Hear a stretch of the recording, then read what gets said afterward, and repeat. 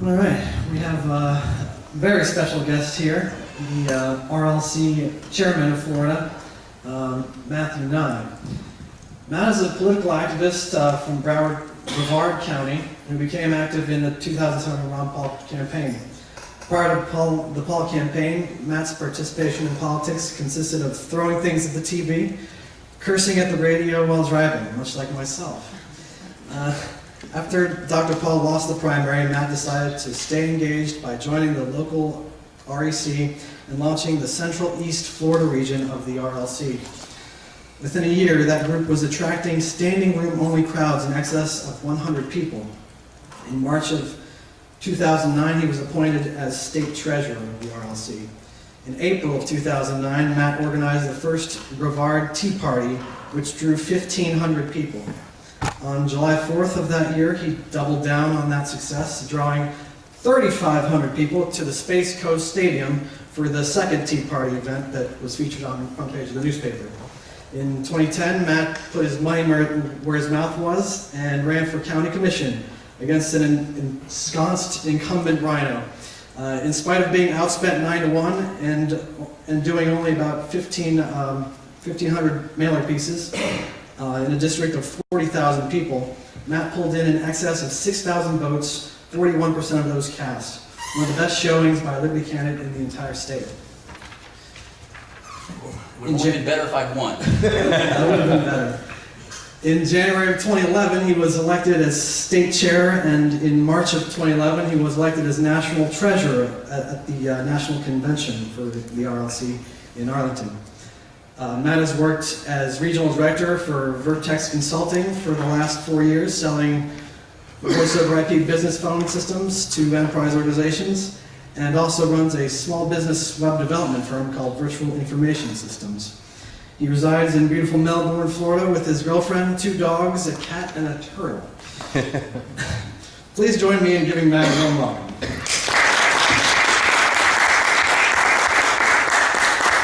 So can everybody hear me okay, or do I need to use the mic? No, we good. All right? Okay. So again, I want to start off by saying thank you so much to you all for coming out on this beautiful Saturday. I'll be honest, when Joe scheduled the meeting for Saturday afternoon at 3 o'clock, I was a little nervous about the turnout. So obviously, Liberty is alive and well. You know, you guys have come out, and I am happy to come over here and do this presentation for you. The good news is that we are all on the same page. Okay, so everything I heard here today, I'm going to touch on in my little PowerPoint presentation here. I'm going to try and move quickly so we can keep things going. But again, I just want to give Joe another round of applause, please, for it takes a lot of guts. If you've never done public speaking, to just do something like this, even in a room of 30 people, and I will tell you, when I did that first Tea Party, I was standing in front of 1,500 people, and I have never done any public speaking, and my hand literally was shaking, like I had to hold the mic like this, you know. So it does get easier, I will tell you. So. Let's start off with just the basics. I know a lot of you, Dan obviously knows about the RLC, but let's start with the basics, just kind of give you a foundation. So the RLC was founded in 1991, is basically the de facto libertarian, I'm using the small L, libertarian wing of the Republican Party. It is a national organization with more than 30 chartered states now, and I will tell you, with all the crap that they did at the RNC convention, we are popping up charters all over the country. So we just had Oregon come online, South Dakota's coming online, Nebraska is up to almost 100 members. It's like going crazy. So I'm also the national treasurer for the national organization, so I can kind of give you a really good perspective of what's happening at the country level as well. And obviously we advocate for individual rights, free markets, and sound money, and we do that within the Republican Party. So just touch on libertarianism again. This is basic stuff, but the historical definition of libertarianism is the modern manifestation of classical liberalism, right? Everybody's heard that term, I'm sure, or at least everybody in this room. That is the political philosophy that grew out of the Enlightenment, and you see some of the representatives of that philosophy there on the screen: John Locke, Thomas Jefferson, Frederick Bastiat. So, let's talk about classical liberalism. Consists of religious tolerance, free speech, free trade, lower taxes and tariffs, abolition of slavery, rule of law, equal rights under the law, democracy and expansion of the vote, opposition to conscription and imperial warfare, we've heard about that from quite a few people, free immigration and immigration, laissez-faire economics. Okay, so that's your basic stuff. And those values now are represented by some of the people you see on the screen there. We've got obviously the free market economists. I'm sure a lot of you have read some von Mises or Hayek or Milton Friedman, Murray Rothbard. A lot of the journalists, how many people like H.L. Mencken quotes? Are those like the greatest quotes? That guy comes up with some good ones. Of course, Henry Hazlitt, Roosevelt Lane, and then of course, I'm a total Ayn Rand fan, discovered her in high school, read Atlas Shrugged probably 20 times now over the years. That's your, to me, that's your gold standard for philosophers in the libertarian movement. So, the philosophical definition of libertarianism is every individual is the sole owner of him or herself and has the moral right to make all decisions regarding their life and their property, providing they respect equal rights of others to do the same. So, and this ties into, if you truly understand what that means, that you are the owner of your life, that will flow through into all of the issues, when you get into, do you have a right to kill yourself? If you own yourself, then I say yes, you do. But obviously that's not very popular, because nowadays if you try to kill yourself, the police will shoot you. So, as Joe already touched on at the beginning there, what is the purpose of joining the RLC? What is the purpose of these meetings and doing all these things? What's the end game? The answer is, get our Liberty candidates elected, okay? How many people have been to city council meeting? City council. Any? County commission? Good. School board? Right? Is it like really annoying to bang on the outside, or bang, on the outside while they're sitting on the inside? Is it hard to get your point across in the 3 minutes, right, that they give you to speak? Yes. Would you be far more effective if you were the one actually sitting on the dais controlling, right, the discussion, or at least being able to have equal time in the discussion? So that's the goal here, is we need people. We have got to farm Liberty candidates from within our ranks. We've got to create new public speakers, people that are willing to step up to the plate, run for office.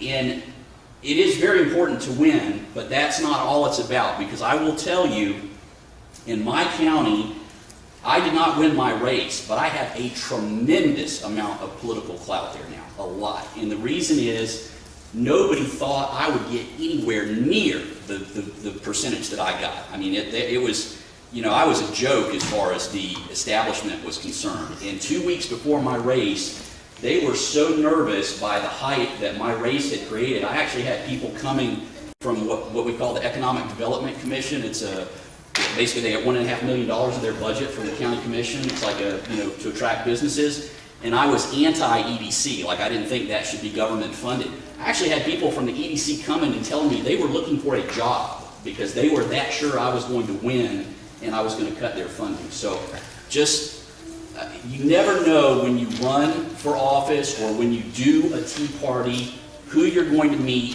who you're going to inspire. Like I heard somebody met somebody in a parking lot, it's the littlest things can create your next, Ron Paul type leader. So very, very important. Again, we want to create grassroots influence within the party. It sounds like this group is well on the way to doing that. And we want to use the candidates and influence to repeal the bad legislation and, of course, prevent more from coming out. And we can do that by just, a lot of times, just casting a light, shining a light in the dark room and showing what's going on in that smoke-filled room. So, and the last thing, of course, is to police the party from within. We're going to talk about the nasty rules changes here shortly. I do want to just touch on real high-level stuff here on the RLC structure at the national level. The country is broken into 4 regions. We have Northeast, Southeast, Midwest, and Western. Each of those regions has a regional director that is kind of like the point of contact for the various states in their region. Okay, so we do have a Southeastern director. His name's Travis Bowden. He's out of Georgia. Now, Florida, the state, a few years ago, they broke it into 8 regions. Okay, so mine is Region 6, which is Central East Florida. You guys are Region 3, Central West Florida. So it basically, you start in the upper left corner of the state, you go across and side down, and it's 1, 2, 3, 4 through 8. Now, each board, national and the state board, consists of your traditional officers, right? Your chair, your vice chair, treasurer, secretary. And then we also have regional directors. So let's say that Joe ends up being the chairperson, like you guys are calling yourself the RLC of Tampa Bay, but in our mold you're going to be West Florida, right? So let's say you end up being the chair of this organization. He will have a seat on the state board. He'll be a voting member on the state board, just like our chair of Central East Florida a fellow named Bob White is on the state board. And then that means you get to sit on a cool, 2-hour-long conference phone call. Yeah, it's great. All right, so that's the structure there. Now, what are some of the things the RLC does? Okay, well, one, we try to get out and speak at GOP clubs if we can, if they'll let us.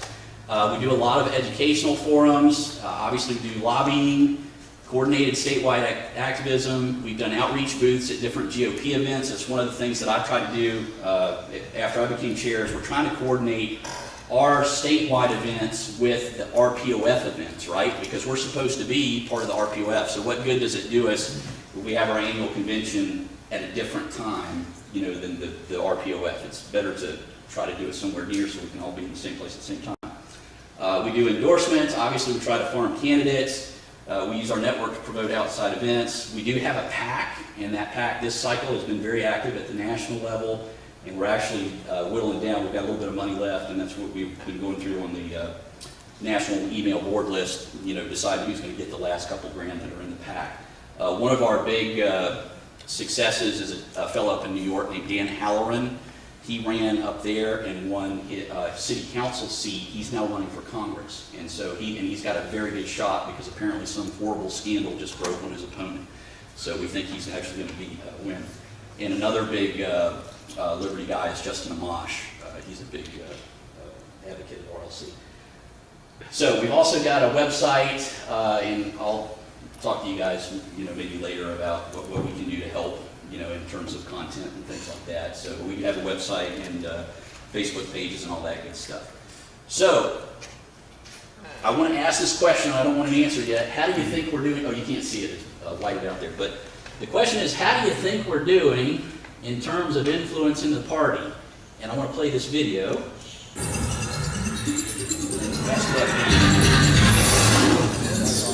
There is so much to tell you tonight, it will be difficult to get it all in. But let's start with the rule change. The RNC pushed through a new rule that will forever change the way that Republicans choose their candidates. Rule 16 is for the election, selection, allocation, or binding of delegates and alternate delegates. Any statewide presidential preference vote for the Republican nomination for president in a primary, caucus, or a state convention must be used to allocate and bind the state's delegation to the national convention in either a proportional or winner-take-all manner. In layman's terms, that means there are no more free delegates to vote as they choose. And then part 2, no delegate or alternate delegate who is bound or allocated to a particular presidential candidate may be certified if the presidential candidate to whom the delegate or alternate delegate is bound or allocated has, in consultation with the state party, disavowed the delegate or alternate delegate. Again, what does that mean? It means no delegate, even if elected by Republicans of that state, may serve as a delegate if the candidate and the state party decide they don't like them and they want to replace them. Conservatives, Tea Party members, and Liberty supporters immediately vowed a floor fight over this rule. On Tuesday morning, delegates from Virginia and Rhode Island were on their way to lead that fight when their bus driver refused to stop at the convention center 3 times, circling the building, then leaving the area altogether. And when they returned to the convention center, well, the delegates had already missed their chance to vote on this issue.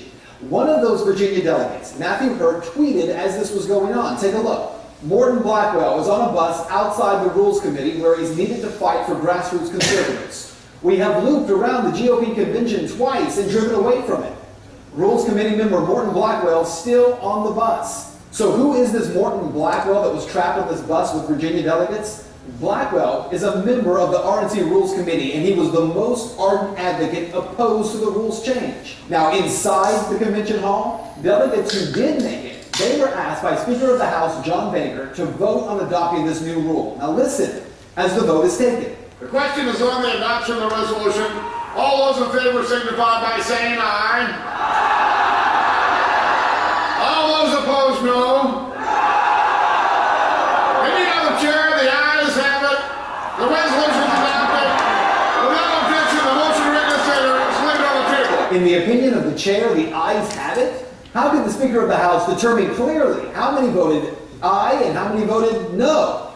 Listen again, but this time to cell phone video from inside the crowd.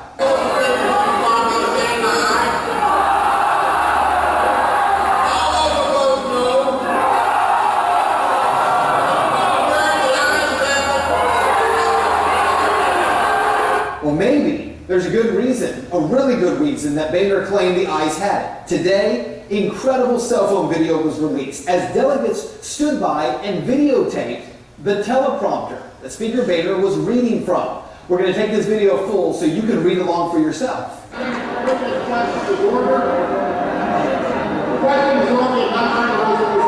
All those in favor signify by saying aye.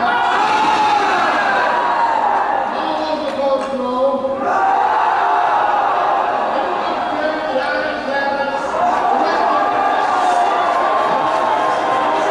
So, the most controversial rule in the Republican Party history, according to countless conservatives, wasn't voted through at all. It was scripted.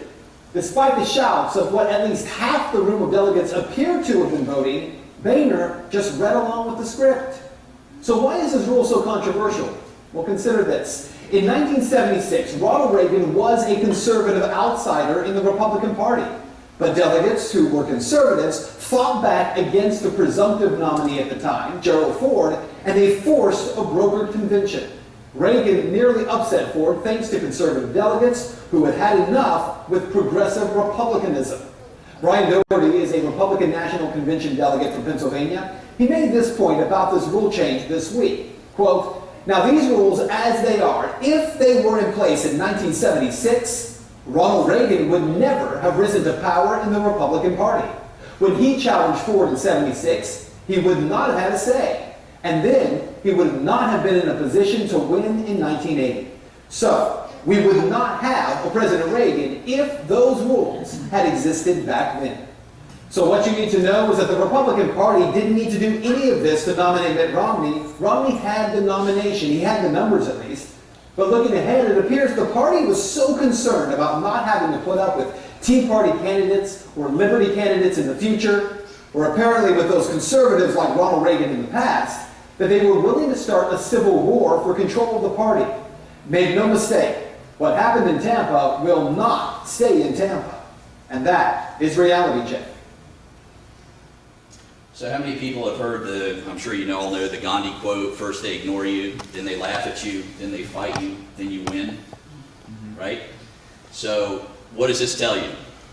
We're winning, okay? That's why they did this. They are scared out of their minds, okay? So to those people who are talking about, and trust me, that first couple of days when this all went down, I was so pissed, I was ready to quit. I'm just like, the Republican Party is screwed, it's over, I'm done with this crap. And I will tell you, this is our opportunity. I mean, we are on the cusp of winning both inside the party and outside. I know, obviously, Romney, I'm taking that out of the equation. I'm just talking about from the philosophical perspective, from the grassroots.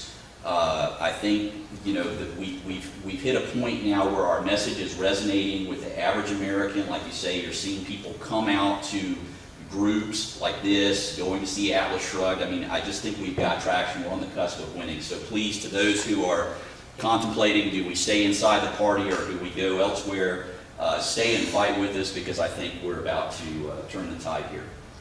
So how do you participate if you do choose to stay? Obviously, everybody in this room, you're at a Republican Liberty Caucus meeting, so you've already accepted the fact, as I did a while back, the system is rigged against the third parties, right? I'm total libertarian at heart, but the fact is the laws are such, they make it impossible for the libertarians or any other third party to compete effectively. How many people saw what Gary Johnson's been knocked off the ballot now, I think in 3 states, 2 or 3. So, that's what you're up against, and just the inertia, as somebody mentioned earlier, the fact that a lot of people, just your normal citizen who is working to pay the bills, in their mind, they're just going to vote Republican because they've been told, they think the Republicans are for individual rights, less government, lower taxes, more freedom. And of course, we all know that's not necessarily the case, but they do in fact vote straight R, and the other ones do in fact vote straight Ds. And I think the statistics I've heard, it's about, I think it's 35%. So you basically have, a third of the voters will go straight. So I want to touch on our strengths in terms of the libertarian thinkers or values. The ideas of freedom and liberty are timeless and powerful, and I think somebody mentioned this earlier. Most people, want to be left alone. They want to be productive, they want to raise their kids, and they don't want to be bothered by government interference. Most libertarians, or all libertarians, I think, are very independent thinkers, right? And my experience has been libertarians are the most intelligent and productive people you're ever going to meet. Like that's just a fact. Okay, so and a lot of us are very driven to succeed and are very stubborn. Now, here are the weaknesses. Organizing libertarians is like herding cats, and this is no joke. I see this all the time at all the different levels in this organization. Okay, lots of libertarians are type A control freaks. We don't do well in teams, and I'm a type A control freak. Okay, so it's I have to consciously, I see people making faces over there, so I have to consciously okay, I'm delegating that, and that's your baby, you run with it kind of thing, okay? Now this is a tough one that you gotta overcome if you're gonna get anywhere in politics in general. Libertarians tend to have a my way or the highway mentality. I see this all the time on boards, and not even some libertarians, just some people on other boards that I work on, where it's like, okay, well, I didn't get my way, so screw you, right? I'm not helping anymore, I'm out of here. Take my toys and go home, okay? So you gotta really work on, try to get people that are like that to understand that's just one little, one little battle in the war, one little piece, it's not the end of the world. And then, of course, egos can get in the way. You see that a lot where people will, it's their ego first and the organization second. So how do we get over these things? How do we have a successful organization? We want to delegate projects to committees or individuals and let them own it. I'm on the national board, I've mentioned that. Okay, our national chair is very much a type A control freak like me. Okay, and so what happens is we will see things. We have people now at the national level that are very smart and they want to. Right, they want to engage, they want to go. So it's like we've got people that are volunteering. Hey, I want to chair this committee. Bylaws, rules, whatever. And what I see happening, and I just kind of sit and watch, but what I see happen is these people go, they do a lot of work, they have a lot of discussion, very thoughtful, intelligent, right? They spend time, they hash through this stuff, and then they bring it back to the board, and what the board should do is say, yes, we agree with that recommendation, all in favor, aye, or no. What happens is, what I see, is the board basically turns themselves into the committee and wants to rehash, It's not like, oh, clarify this detail. It's like the national board basically just starts all over with the process. And what happens to that committee then, what do you think happens, right? You just spent all this time and work and effort, and now basically it's getting rehashed or undone, by the national board. And so, of course, that ain't going to happen again. They're just like, hey, I don't want to do this again. So, very important. If you guys form committees, and that's how this organization will function properly, is you're probably going to have like an event, prep committee, and if you do those committees, empower those people to do the job, let them take responsibility, let them own it, and then and accept the work product and be happy that they stepped up. So another thing that I've seen over the last few years since I've been involved, make sure everyone has access to relevant materials and information. Some folks of our mindset are very conspiracy oriented, and so you can have a simple, because somebody can't get a copy of meeting minutes or something like that, all of a sudden it's a conspiracy and there's a, the Illuminati have taken over the RLC of Florida because I can't get the minutes from the last state board call. So just try to, this ties into kind of the technology thing, right? Make sure that the minutes and things like that are available on the website. Be completely transparent no matter what. I've seen a lot of bad stuff happen there with people feeling like they're, that something's happening in secret. And then I also see with libertarians, you have a lot of keyboard commandos, right? A lot of armchair quarterbacks, right? I'm going to put in my 2 cents. I'm going to tell you how to do things, and I'm not going to do anything other than what I just did, right? So what I found is very effective if you have armchair quarterbacks that are criticizing and say, hey, I've got a job for you. You said you thought we should do it X way. I want you to lead the effort on that. And inevitably what will happen is they will stop, right? Because they don't want to work, and they will stop saying things so they don't get assigned tasks. Okay? Or, What's that? I said or you win them. Or they actually work, right? Good point. They I actually got step tired up. of being on the computer, and that's why I went to the phone with us. Good. So let's talk about RLC. I want to talk about actual specific chapters with RLC, kind of success stories. And again, I've only been active since '07, so I don't mean to discount any of the efforts of like Phil Blumell or any of the founders that were before me. I'm just kind of using, what I have in my experience. So the Northeast Florida chapter really took off in 2008. They at one point had in excess of 100 members, and they hosted our state convention in 2009. Very nice event, very well attended. Our chapter over on the East Coast, that took off in 2009, even though I started it, and I want to say right at the beginning of 2008, right after the Ron Paul campaign. Look around the room, you guys have 30-ish here, something like that, right? I had six people at my first meeting. Now, that was not very encouraging, okay? But I had basically the guy in local politics that inspired me to do a lot of what I've done. So think of him like my local Ron Paul, basically. Like you have Ron Paul, and this guy's equivalent of that on the local level.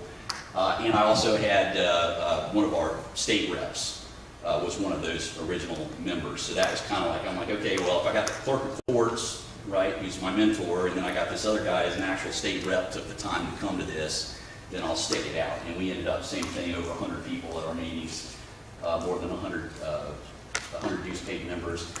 And what's happened to both these organizations now in the last couple of cycles, and especially in our area, again, that's what I'm most familiar with, is we are the go-to grassroots organization for candidates now. Like we are, because we've had such an impact on the local elections, we have candidates coming to us saying, hey, I'm going to run for whatever, or I'm running for mayor of Melbourne, you name it, and they're trying to curry favor with us, right? They're trying to suck up to us. And of course, then you've got to go and vet them and find, okay, well, let's see, you voted for red light cameras, you voted for the millage increase. Why are you, you know who we are. Why are you coming asking for us to endorse you? But it's very, once you start doing these, and especially if you can come up with a signature event like our event over in Brevard County, is the Constitution Day dinner. We just did our 4th dinner. In the last, in 2010, we had Governor Rick Scott before he was governor. So it was basically after he won the primary, but before he won the general. We had 250 people come to that event, okay? And I will tell you, it was a real, when I went to the governor's inaugural ball up in Tallahassee, I was talking to one of the state committeemen from like Daytona who despises the RLC, despises Campaign for Liberty, despises the Tea Party people. And he was all, hoity-toity, governor this, governor that. I said, well, yeah, he came to our Constitution, we had him at our Constitution Day dinner a couple months ago. He's like, really, who are you with? I'm the state chair of the Republican Liberty Caucus of Florida. This guy was just, he was just like, ugh. So very cool stuff when you get some high-profile individuals out to these events. And from a money perspective, at one point last year, our RLC group had more money than our executive committee did in the bank. We actually had more cash on hand than the Brevard Republican Executive Committee. Now that changed, they did have a very successful Lincoln Day, so now they've got like 30 grand, but we're sitting on about 10 grand in the bank for our local RLC chapter. So, and just as an FYI, RLC of Florida is still the largest state charter in the entire country, okay? Now I expect, based on what I'm seeing, that some of these California, some of these other people that, I was absolutely stunned that Nebraska is up to 100 people. That's just like weird to me, so I don't know, but maybe they don't have anything else to do. Okay, so I want to touch on becoming chartered. I don't want to spend too much time on this, and there are a bunch of slides in here, so I'm going to skip. But again, Joe and Tim already touched on some of this. We want to identify your team, start identifying people for key leadership positions, start holding monthly meetings. You're already well on your way to that. You're basically operating as a de facto charter, okay? You could say, organizational, you call this inaugural meeting, call it organizational meeting, whatever. I will tell you, I'm the state chair and the national treasurer. I know how all this stuff works, and we are not, I do not want you to get hung up on structural, don't ask for permission, right? Do your thing, assume that it's okay. None of this stuff is carved in stone. The only thing that I would ask you, the only thing we've had issues with in the past is do not endorse, right? Don't use the Republican Liberty Caucus name to endorse a candidate at like a state level without consulting with the board, right? There's a protocol in place for that, and the same thing with national candidates, okay? But other than that, and just some common sense, PR, don't say stupid things on camera, you know, we're pretty flexible. Okay, there's a process to charter, and it basically is you got to have 10 dues paid members, you got to have a slate of officers, and you got to have a set of bylaws. Okay, so that's all just the red tape, if you will. It's pretty simple. Nothing. And this, a lot of these slides in here were created by somebody else that was really digging into the creating the charter. But let me find.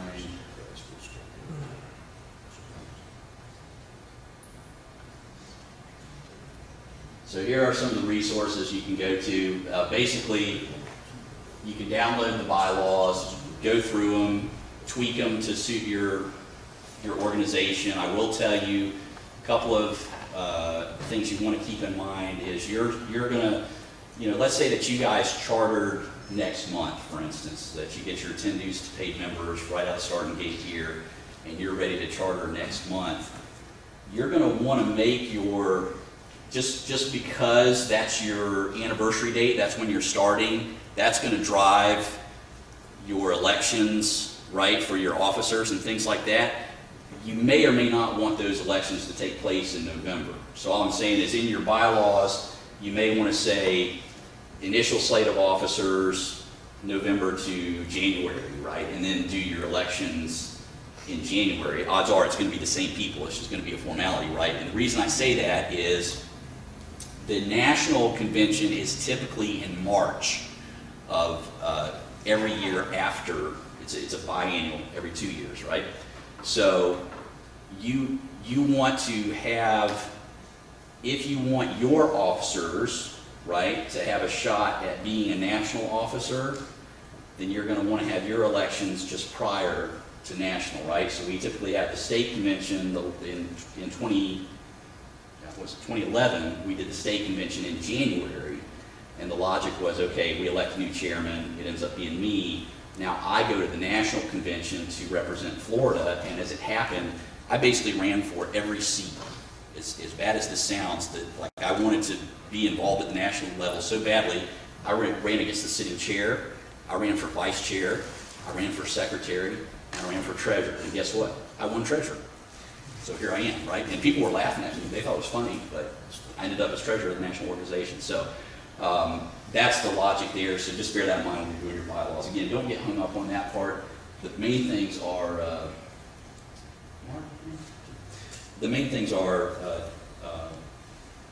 get your committee set up, right? So like you talked about your voter outreach or whatever. You know, we've got a list of suggestions for you there.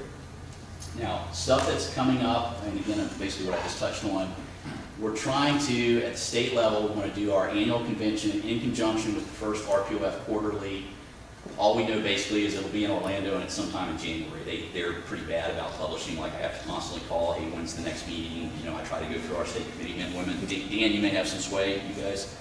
Can you clarify when you say in conjunction, does that mean you'll do it like a day earlier or a day later? Yeah. You'll do it at nighttime when they do it in the daytime? How we try to do it like nighttime or daytime. I think last time we did it on it was either right before or right after. I'd have to go look. But the point is you've got all those people coming in anyway for the So they might have to drive in a day earlier, but yes. they But won't if there have are to no- drive at a separate place or Correct. at a separate time. Correct. And we did it I think we did it in Kissimmee. It was basically a 15-minute drive from where the primary RPOF hotel was. Right. And that seemed to work, you know, okay.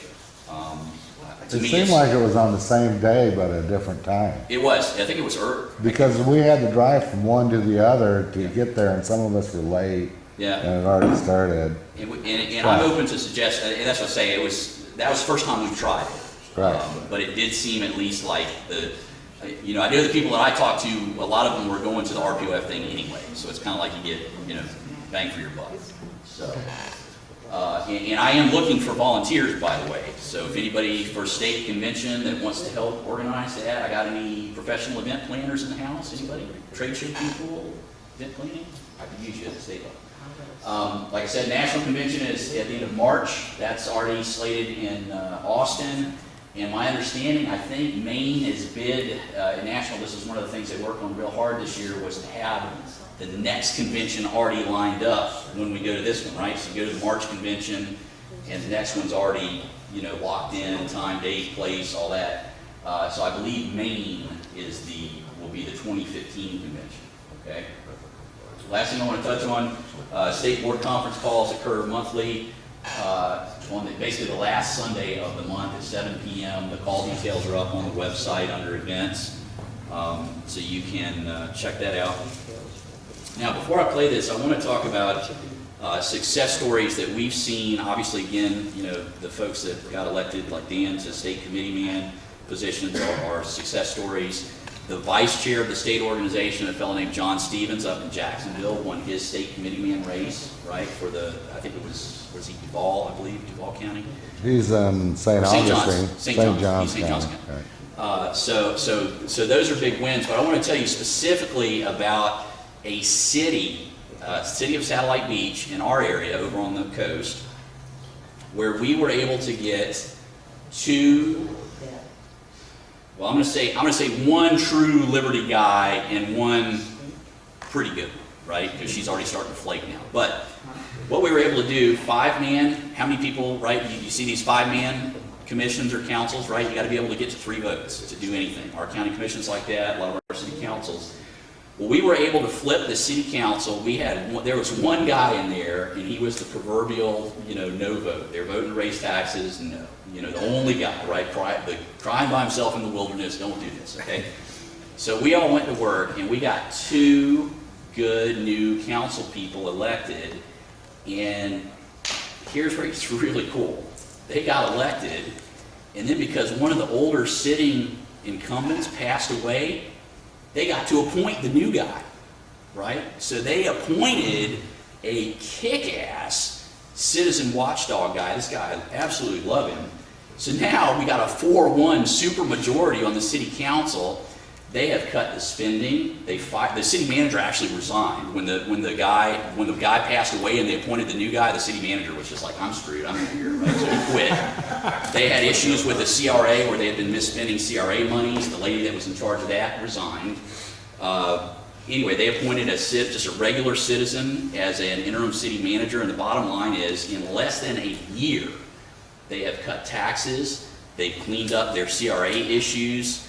They didn't touch services, right? So, I mean, it's absolutely unbelievable what you can do and how quickly you can do it if you've got those 3 votes. So I cannot tell you how important it is.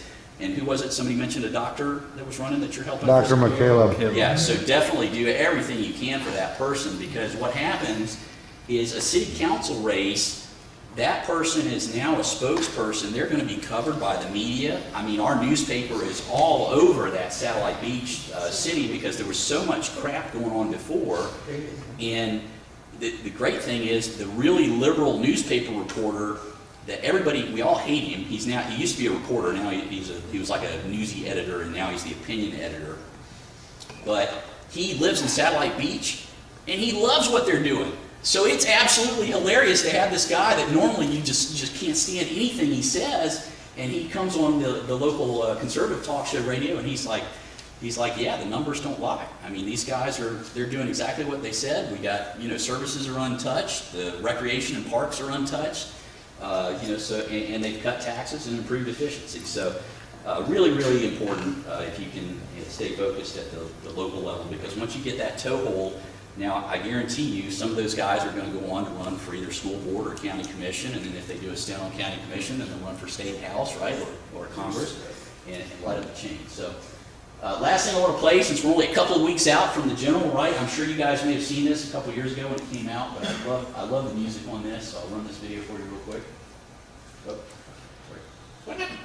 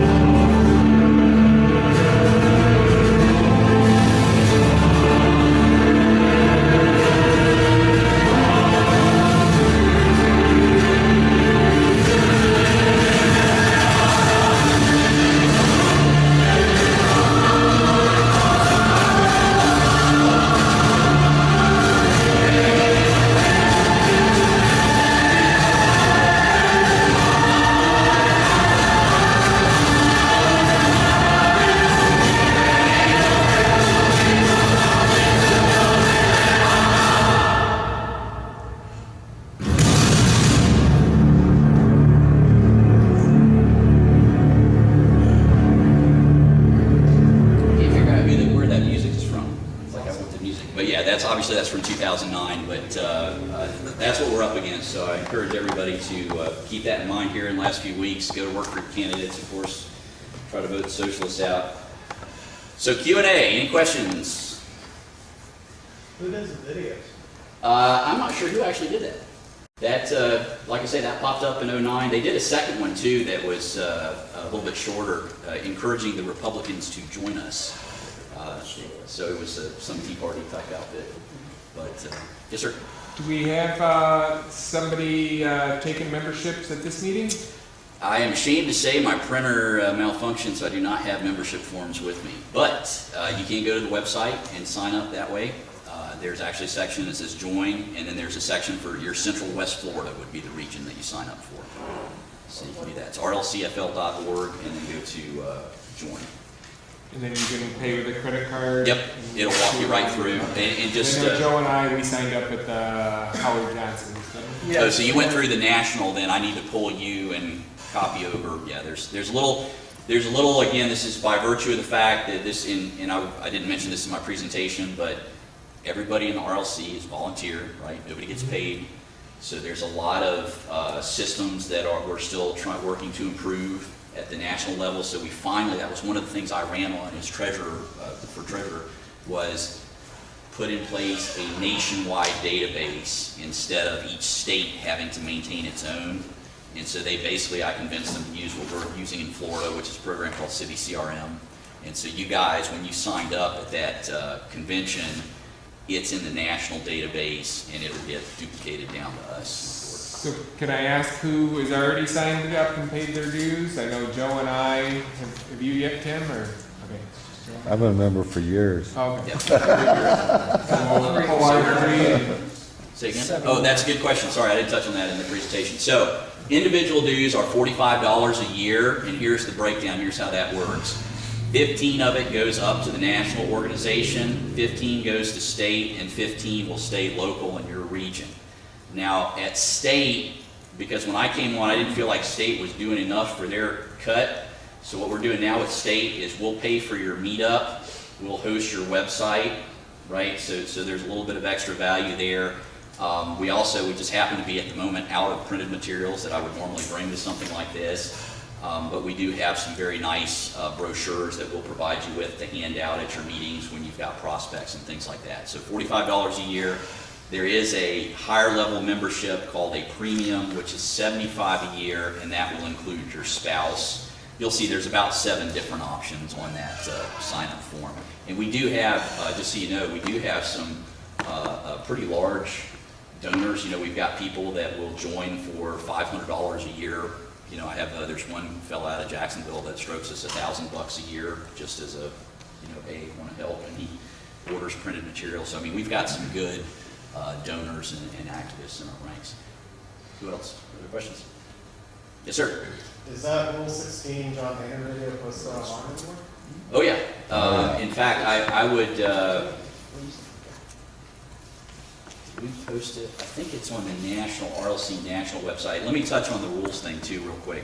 What we experienced in my region is when this stuff happened, your rank and file, even your Tea Party folks don't understand what happened, right? Because the mainstream media wasn't really covering it. Hannity talked about it a little bit the day it happened.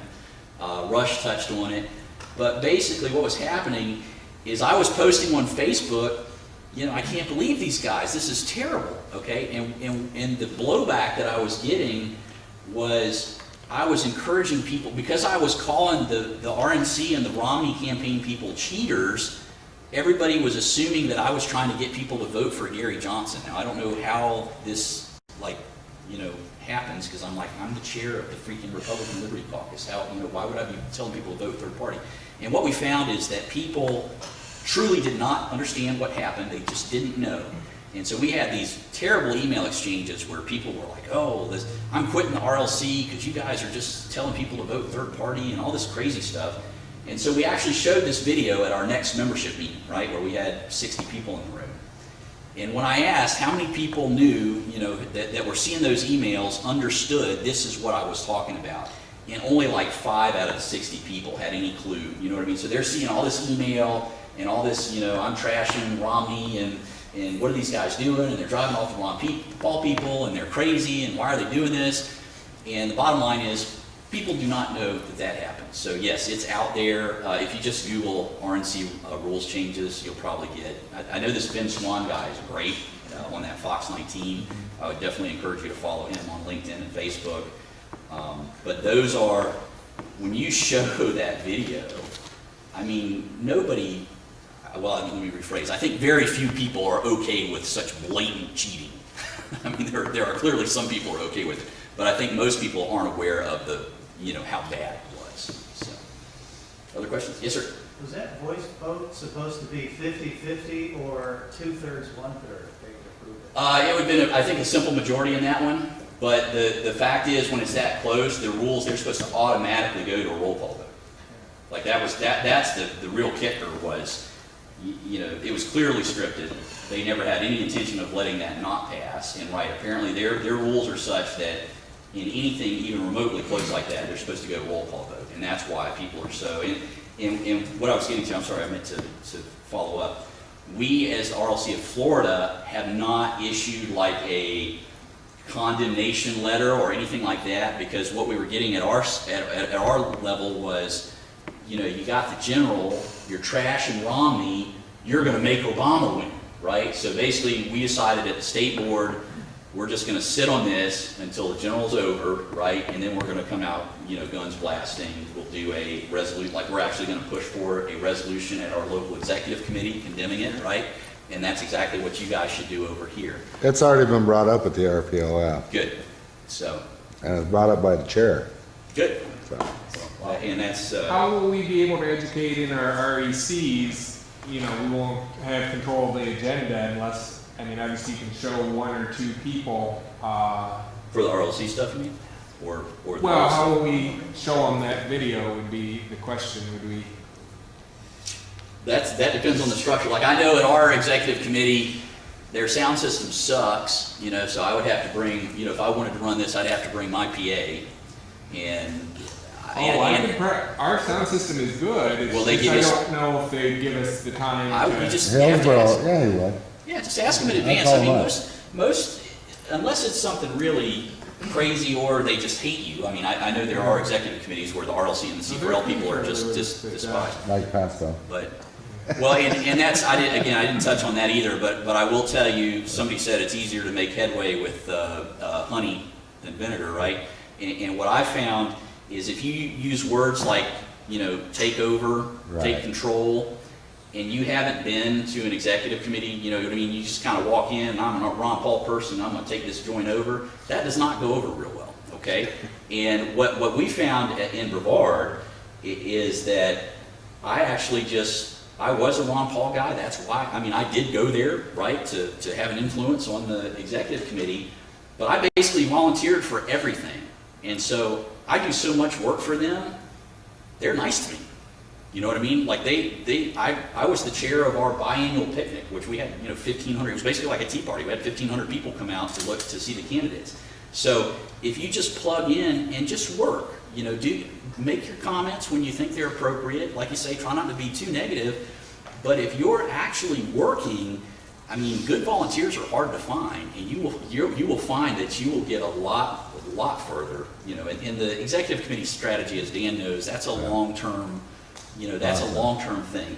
You're not going to walk into your executive committee and make change overnight. I will tell you that we in Brevard probably have about a 50-50 split now of what I would consider, Liberty Reagan type conservatives versus just country club, I'm gonna pay lip service to everything and then vote for more spending, more taxes, all that. So we've got about a 50-50 split there, and unfortunately I don't expect any leadership change. Basically, the strategy we've adopted in Brevard County is we're making the RLC like the shadow executive committee, right? So we're duplicating everything they do. We have district chairs.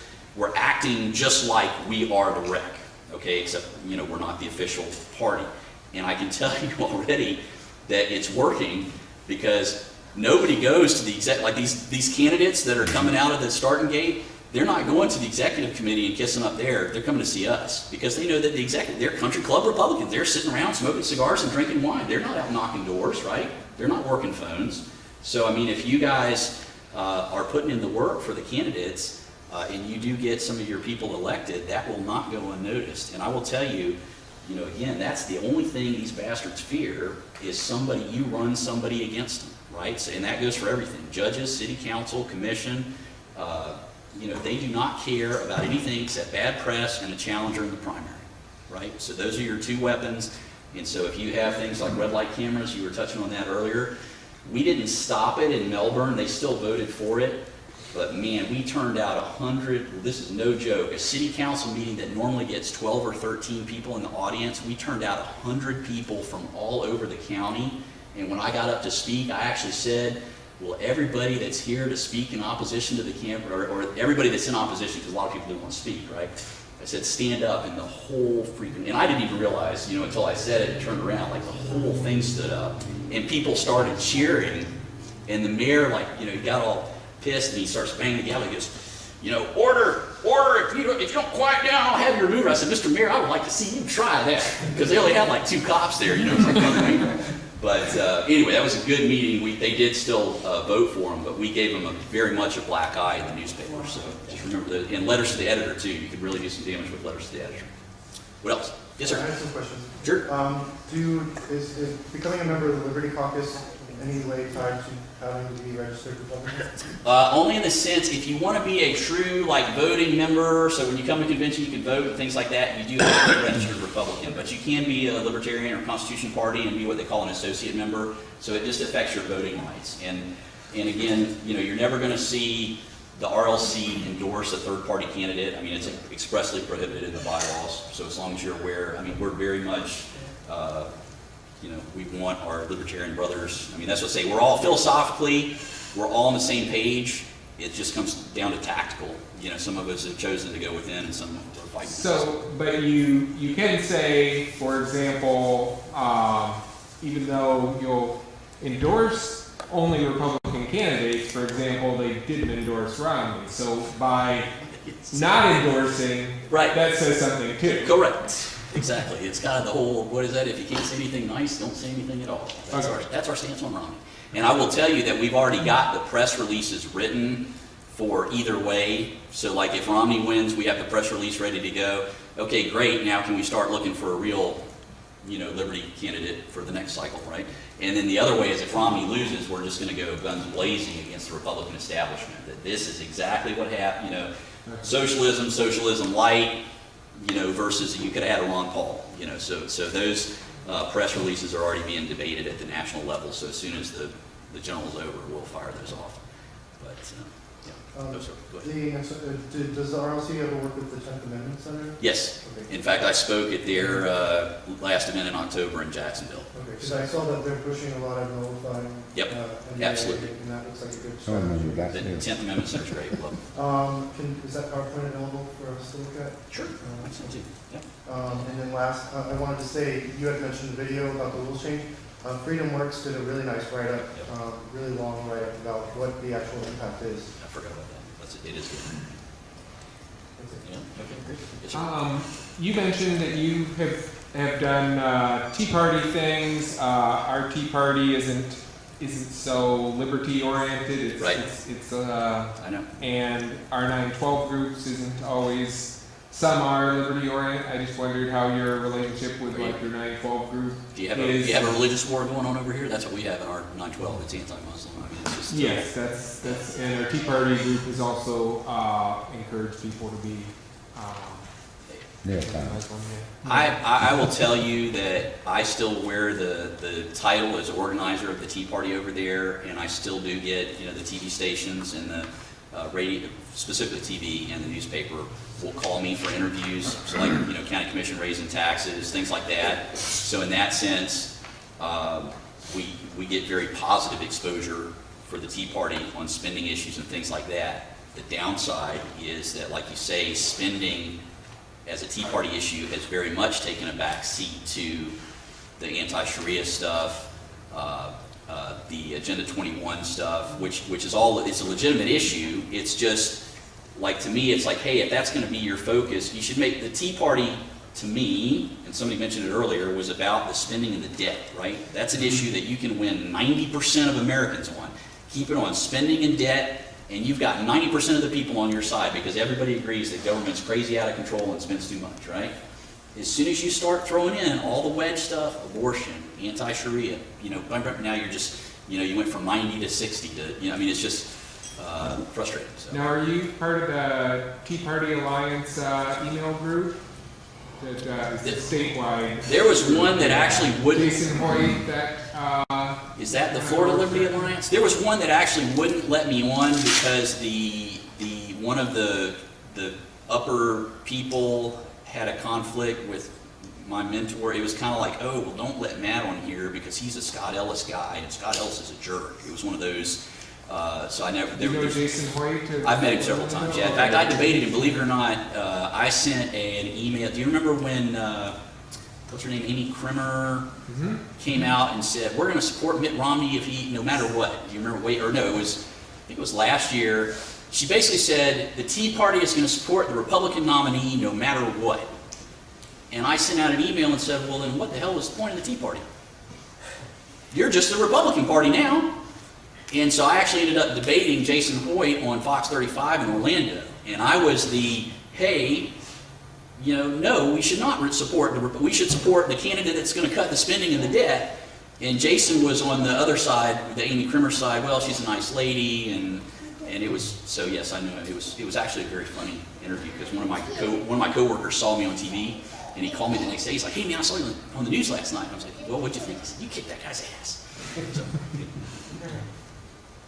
Can you give me what are the main benefits to the RLC staying within the Republican Party if you guys are really, I would almost say libertarians or Tea Party people trying to push people through the Republican Party? What do you guys get out of it? Is there anything financially or? No. I mean, in fact, it's quite the opposite. It's not very popular. That's not a, or at least it wasn't. I guess it's becoming more popular now because again, the message is gaining traction, at the true grassroots level. But no, it was very unpopular a few years ago. And Phil Blumel will tell you, he's one of the original founders of the RLC.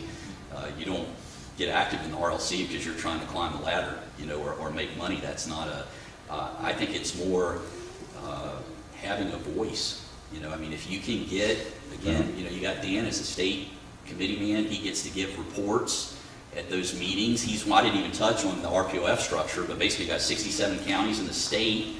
Your state committee man, woman, and chair are voting members of RPOF state. So that's 201 people right there, and then there's another 51, 52.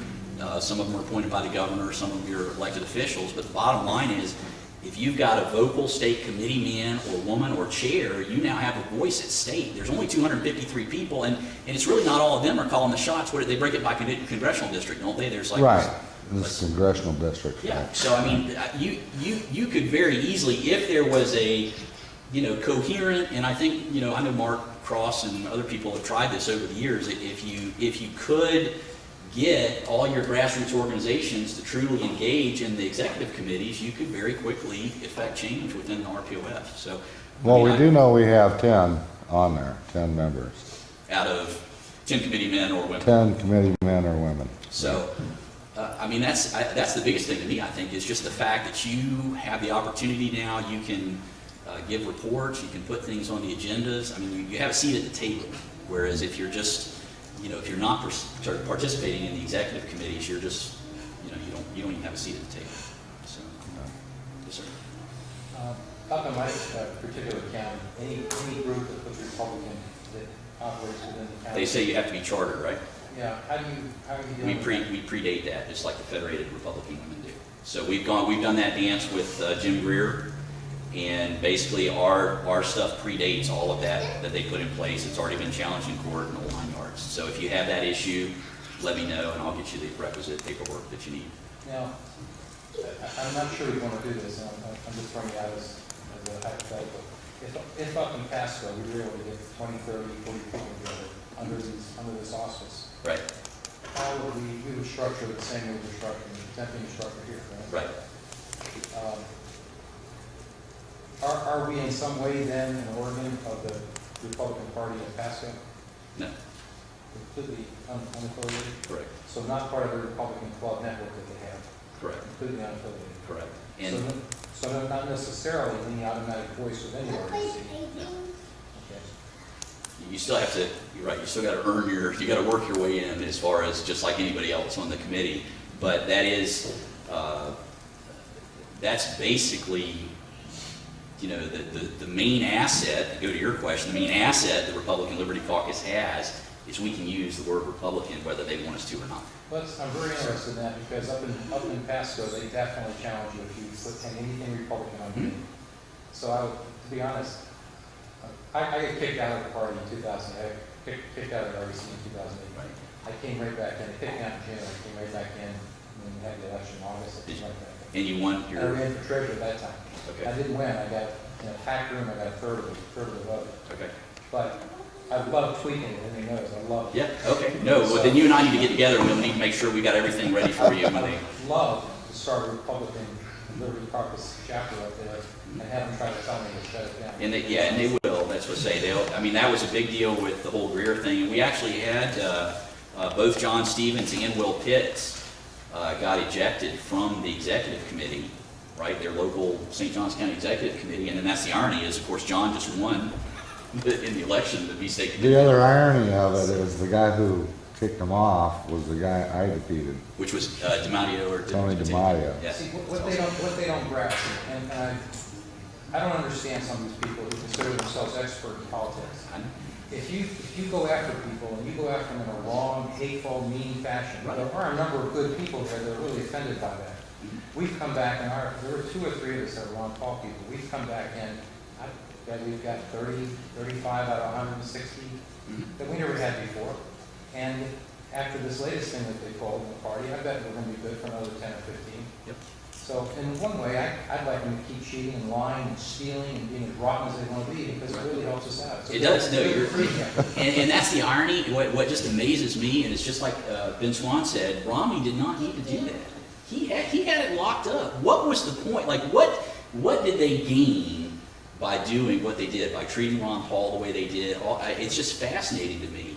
Like you say, what they're supposed to be, these geniuses. I will tell you that we had one of the funniest speakers we've had at our executive committee was the guy that ran Governor Scott's campaign.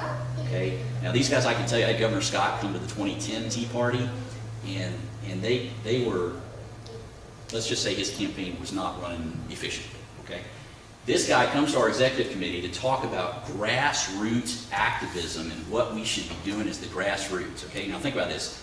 This guy ran a campaign for the guy that spent $70 million to get elected, and he's going to lecture us on grassroots strategy. I mean, that's the type of stuff where you're just like, are you serious? And he was basically like he was like poking fun of the grass. Oh, waving signs is ineffective and all that. And it was all I could do just to not, because he took questions, and I just wanted to go, how much money did your guy spend? Because that's basically, if he was limited to the funding that Alex Sink had, he would have lost horribly. So, anyway, questions? I know we're running late on time. How do you get big name speakers to go to the events you do? What's the? I will tell you it's called money. There's pretty much, if you want a real big name speaker, unless you literally know somebody that owes you a favor or there's some sort of connection there. We actually had a pretty much no-name guy at our Constitution Day dinner just a couple months ago or last month, and we made the most money we've ever made. We had 125 people, and we had pretty much everybody that's running for anything in Brevard County was there. So, I mean, we had a candidate for state attorney. I mean, it was a very not only was it well attended, it was well attended by the right people, if you will, and. You got to figure you're going to spend, like the first one I had, the first Constitution Day dinner we did Bob Levy from the Cato Institute, the chair of the Cato Institute. He was a great speaker, and I think it only cost us, $600 or $700. It was like his travel, basically. You're covering his flight and his hotel. We had Governor Scott, of course, covered himself, and then we had Jason Lewis. Has anybody heard of Jason Lewis, the guy that used to sub for Rush Limbaugh? He's a nationally syndicated. He's a killer libertarian type radio host, and he flew down. Same thing. I think we were in for 12 or $1,500 for him. And then this guy that came to our last one, Carl Denninger, my dad, he's a financial guy that my dad follows. And he was, I don't think he even let us pay him gas money. I don't think we ever even paid him gas. We got his hotel, and that was it. 2 nights at the hotel, and he was happy as could be, and he did a killer presentation. And actually, one of our members that's a financial advisor liked his presentation so much, he was like, hey, I'm going to do a follow-up, from a, and he's done 2 like follow-up type investing seminars based on some of that gloom and doom kind of stuff that's coming. And I think he's picked up like 4 or 5 clients, out of the Tea Party and the RLC retiree people. So anyway, all right, let's call it there. I'm getting ready to get the hook, I can tell. So, Joe, thank you very much. Yeah, let's give Matt a round of applause for that.